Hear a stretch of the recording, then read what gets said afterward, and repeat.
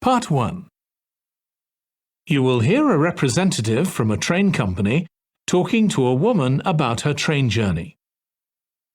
First, you have some time to look at questions 1 to 6.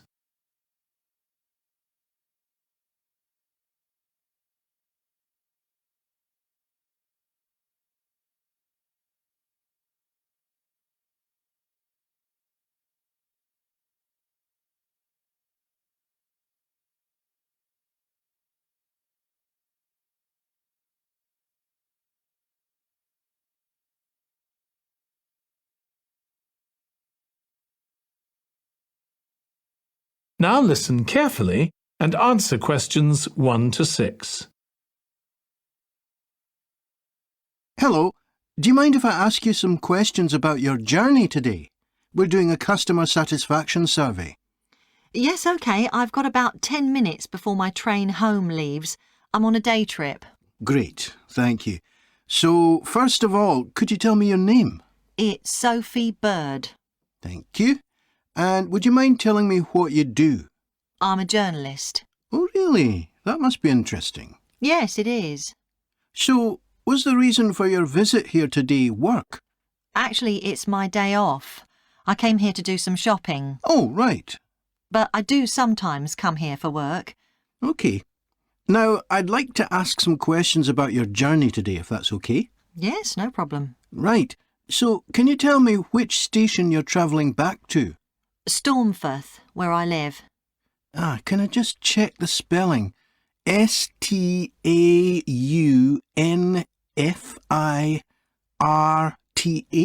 That's right. And you travelled from there this morning? Yes. OK, good. Next, can I ask what kind of ticket you bought? I assume it wasn't a season ticket as you don't travel every day. That's right. No, I just got a normal return ticket. I don't have a rail card, so I didn't get any discount.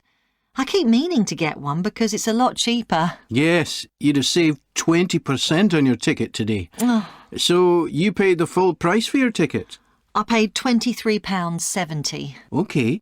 Do you think that's good value for money? Not really. I think it's too much for a journey that only takes 45 minutes. Yes, that's one of the main complaints we get. So you didn't buy your ticket in advance? No. I know it's cheaper if you buy a week in advance, but I didn't know I was coming then. I know.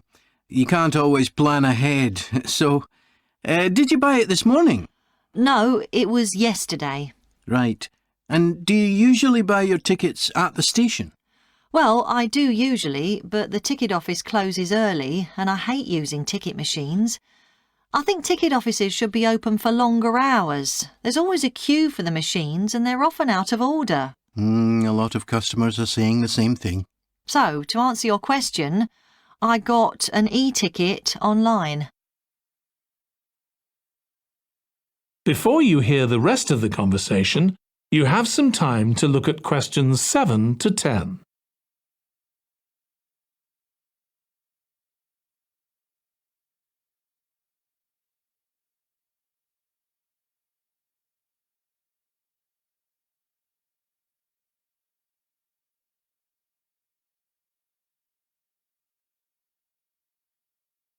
Now listen and answer questions 7 to 10.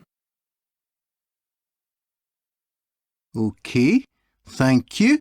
Now, I'd like to ask you about your satisfaction with your journey. So what would you say you were most satisfied with today? Well, I like the Wi-Fi on the train. It's improved a lot. It makes it easier for me to work if I want to. That's the first time today anyone's mentioned that. It's good to get some positive feedback on that. And is there anything you weren't satisfied with? Well, normally the trains run on time and are pretty reliable, but today there was a delay. The train was about 15 minutes behind schedule. OK, I'll put that down. Now, I'd also like to ask about the facilities at the station. You've probably noticed that the whole station's been upgraded. What are you most satisfied with? I think the best thing is that they've improved the amount of information about train times, etc. that's given to passengers. It's much clearer. Before, there was only one board and I couldn't always see it properly, which was frustrating. That's good.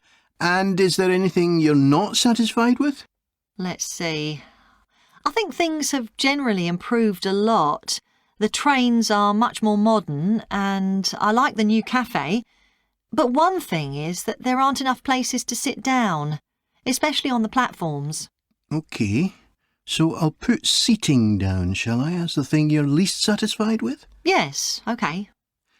Can I ask your opinion about some of the other facilities? Mm-hmm. We'd like feedback on whether people are satisfied, dissatisfied, or neither satisfied nor dissatisfied. OK. What about the parking at the station? Well, to be honest, I don't really have an opinion, as I never use it. So neither satisfied nor dissatisfied for that, then? Yes, I suppose so. OK, and what about the...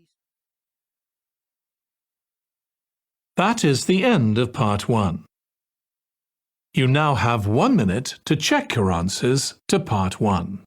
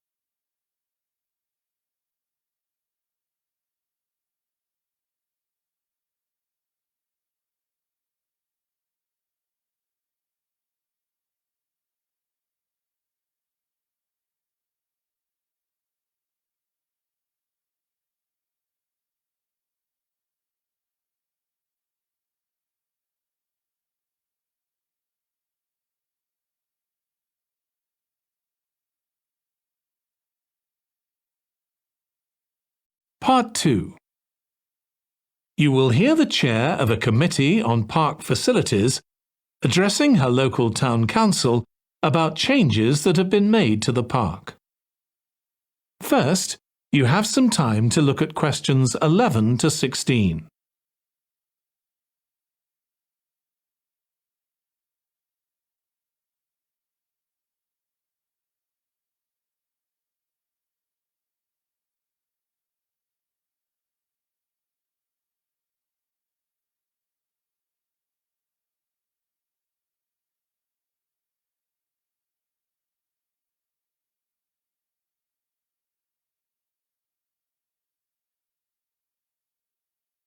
Now listen carefully and answer questions 11 to 16. As chair of the Town Council Subcommittee on Park Facilities, I'd like to bring you up to date on some of the changes that have been made recently to the Croft Valley Park. So if you could just take a look at the map I handed out, let's begin with a general overview. So, the basic arrangement of the park hasn't changed. It still has 2 gates, north and south, and a lake in the middle. The cafe continues to serve an assortment of drinks and snacks, and is still in the same place, looking out over the lake and next to the old museum. We're hoping to change the location of the toilets and bring them nearer to the centre of the park, as they're a bit out of the way at present, near the adventure playground, in the corner of your map. The formal gardens have been replanted and should be at their best in a month or 2. They used to be behind the old museum, but we've now used the space near the south gate, between the park boundary and the path that goes past the lake towards the old museum. We have a new outdoor gym for adults and children, which is already proving very popular. It's by the glass houses, just to the right of the path from the south gate. You have to look for it, as it's a bit hidden in the trees. One very successful introduction has been our skateboard ramp. It's in constant use during the evenings and holidays. It's near the old museum, at the end of a little path that leads off from the main path between the lake and the museum. We've also introduced a new area for wildflowers to attract bees and butterflies. It's on a bend in the path that goes round the east side of the lake, just south of the adventure playground.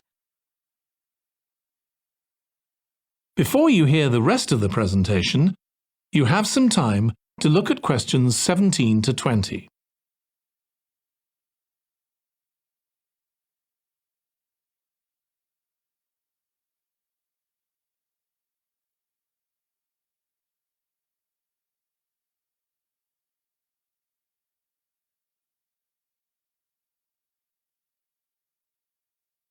Now listen and answer questions 17 to 20.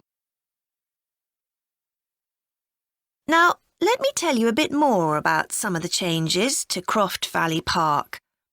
One of our most exciting developments has been the adventure playground.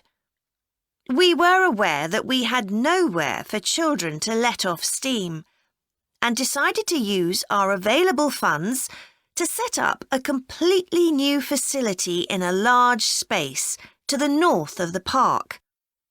It's open year-round, though it closes early in the winter months, and entrance is completely free.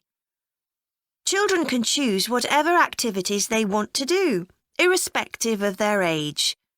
But we do ask adults not to leave them on their own there.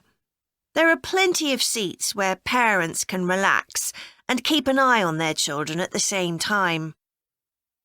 Lastly, the glass houses. A huge amount of work has been done on them to repair the damage following the disastrous fire that recently destroyed their western side. Over £80,000 was spent on replacing the glass walls and the metal supports, as well as the plants that had been destroyed, although, unfortunately, the collection of tropical palm trees has proved too expensive to replace up to now. At present, the glass houses are open from 10 a.m. to 3 p.m. Mondays to Thursdays, and it's hoped to extend this to the weekends soon. We're grateful to all those who helped us by contributing their time and money to this achievement. The gardens have really been That is the end of part 2. You now have 30 seconds to check your answers to part 2.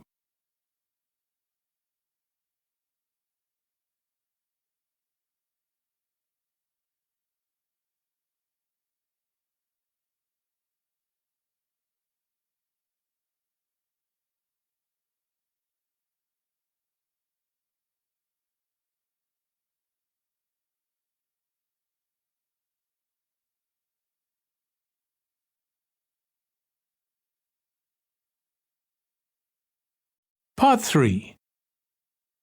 You will hear 2 students of social history called Annie and Jack discussing their presentation about refrigeration. First, you have some time to look at questions 21 to 24.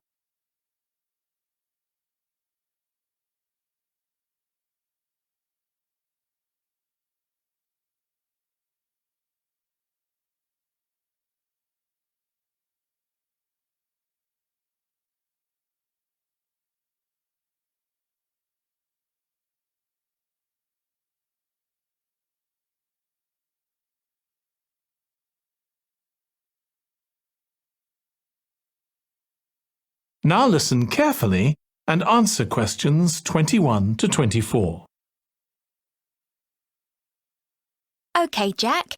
Before we plan our presentation about refrigeration, let's discuss what we've discovered so far. Fine, Annie, though I have to admit I haven't done much research yet. Nor me. But I found an interesting article about ice houses. I'd seen some 18th and 19th century ones here in the UK, so I knew they were often built in a shady area or underground, close to lakes that might freeze in the winter. Then blocks of ice could be cut and stored in the icehouse. But I didn't realise that insulating the blocks with straw or sawdust meant they didn't melt for months. The ancient Romans had refrigeration too. I didn't know that. Yes, pits were dug in the ground and snow was imported from the mountains, even though they were at quite a distance. The snow was stored in the pits. Ice formed at the bottom of it. Both the ice and the snow were then sold. The ice cost more than the snow, and my guess is that only the wealthy members of society could afford it. I wouldn't be surprised. I also came across an article about modern domestic fridges. Several different technologies are used, but they were too complex for me to understand. You have to wonder what happens when people get rid of old ones. You mean because the gases in them are harmful for the environment? Exactly. At least there are now plenty of organisations that will recycle most of the components safely. But of course, some people just dump old fridges in the countryside. It's hard to see how they can be stopped, unfortunately. In the UK, we get rid of 3 million a year altogether. That sounds a lot, especially because fridges hardly ever break down. That's right. In this country, we keep domestic fridges for 11 years on average, and a lot lasts for 20 or more. So if you divide the cost by the number of years you can use a fridge, they're not expensive, compared with some household appliances. True. I suppose manufacturers encourage people to spend more by making them different colours and designs. I'm sure when my parents bought their first fridge, they had hardly any choice. Yes, there's been quite a change. Before you hear the rest of the discussion, you have some time to look at questions 25 to 30.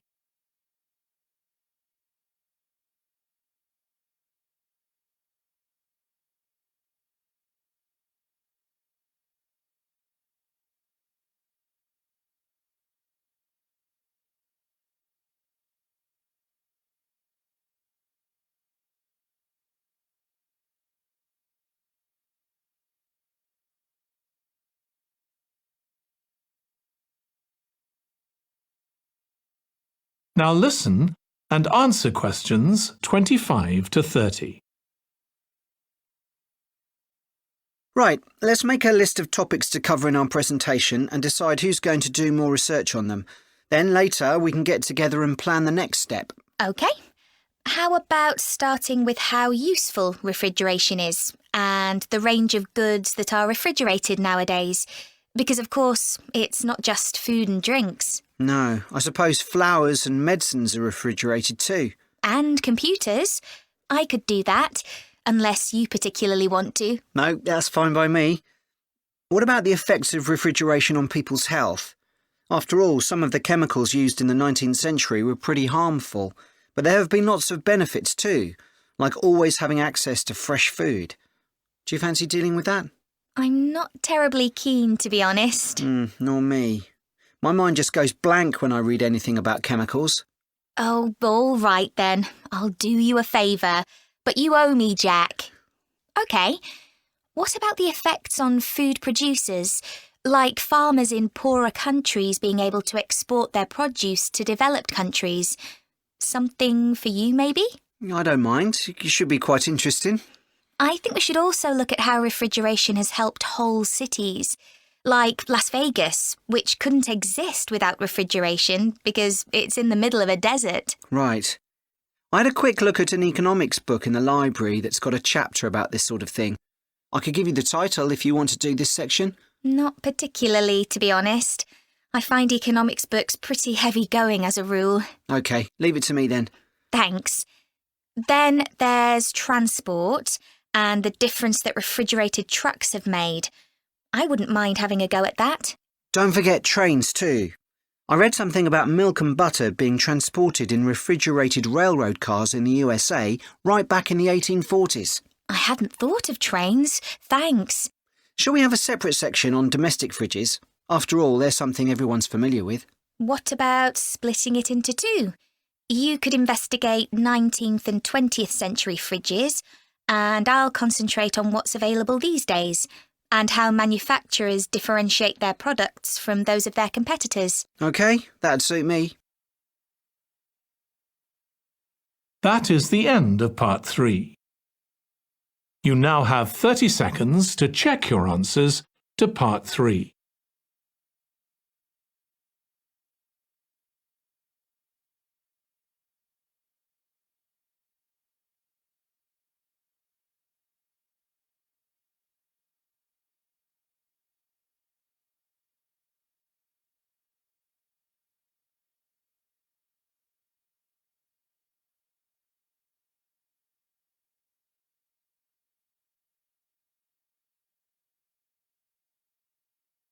Part 4. You will hear a history student giving part of a presentation about changes in British society in the 19th century. First, you have some time to look at questions 31 to 40.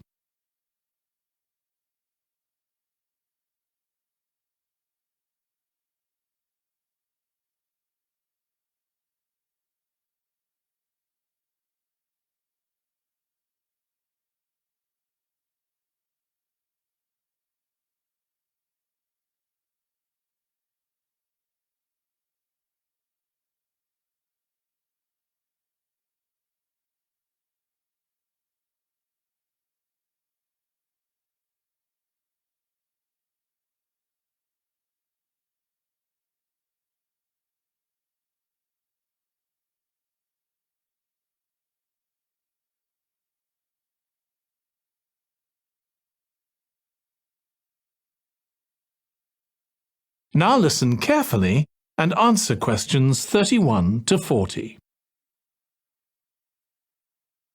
Hi everyone.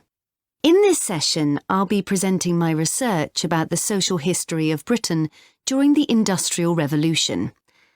I particularly looked at how ordinary lives were affected by changes that happened at that time. This was a time that saw the beginning of a new phenomenon, consumerism, where buying and selling goods became a major part of ordinary people's lives. In fact, it was in the 19th century that the quantity and quality of people's possessions was used as an indication of the wealth of the country. Before this, the vast majority of people had very few possessions, but all that was changed by the Industrial Revolution. This was the era from the mid-18th to the late 19th century, when improvements in how goods were made, as well as in technology, triggered massive social changes that transformed life for just about everybody in several key areas. First, let's look at manufacturing. When it comes to manufacturing, we tend to think of the Industrial Revolution in images of steam engines and coal. And it's true that the Industrial Revolution couldn't have taken place at all if it weren't for these new sources of power. They marked an important shift away from the traditional watermills and windmills that had dominated before this. The most advanced industry for much of the 19th century was textiles. This meant that fashionable fabrics and lace and ribbons were made available to everyone. Before the Industrial Revolution, most people made goods to sell in small workshops, often in their own homes.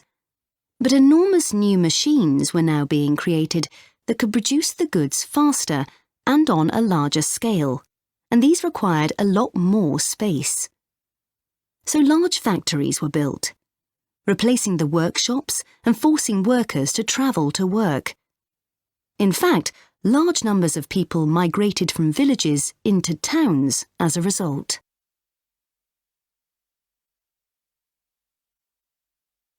As well as manufacturing, there were new technologies in transport, contributing to the growth of consumerism. The horse-drawn stagecoaches and carts of the 18th century, which carried very few people and goods and travelled slowly along poorly surfaced roads, were gradually replaced by the numerous canals that were constructed. These were particularly important for the transportation of goods. The canals gradually fell out of use, though, as railways were developed, becoming the main way of moving goods and people from one end of the country to the other. And the goods they moved weren't just coal, iron, clothes, and so on. Significantly, they included newspapers, which meant that thousands of people were not only more knowledgeable about what was going on in the country, but could also read about what was available in the shops. And that encouraged them to buy more.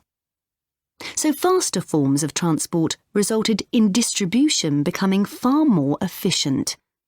Goods could now be sold all over the country instead of just in the local market. The third main area that saw changes that contributed to consumerism was retailing. The number and quality of shops grew rapidly, and in particular, small shops suffered as customers flocked to the growing number of department stores, a form of retailing that was new in the 19th century. The entrepreneurs who opened these found new ways to stock them with goods and to attract customers. For instance, improved lighting inside greatly increased the visibility of the goods for sale. Another development that made goods more visible from outside resulted from the use of plate glass, which made it possible for windows to be much larger than previously. New ways of promoting goods were introduced too. Previously, the focus had been on informing potential customers about the availability of goods. Now, there was an explosion in advertising trying to persuade people to go shopping. Flanders claims that one of the great effects of the Industrial Revolution was that it created choice. All sorts of things that had previously been luxuries, from sugar to cutlery, became conveniences, and before long they turned into necessities. Life without sugar or cutlery was unimaginable, rather like mobile phones these days. That is the end of part 4. You now have 1 minute to check your answers to part 4.